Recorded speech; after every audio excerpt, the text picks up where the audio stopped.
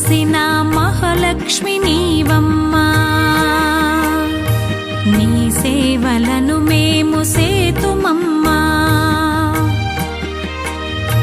మా ఇంట వెలసిన మహాలక్ష్మి నీవమ్మా, నీ సేవలను మేము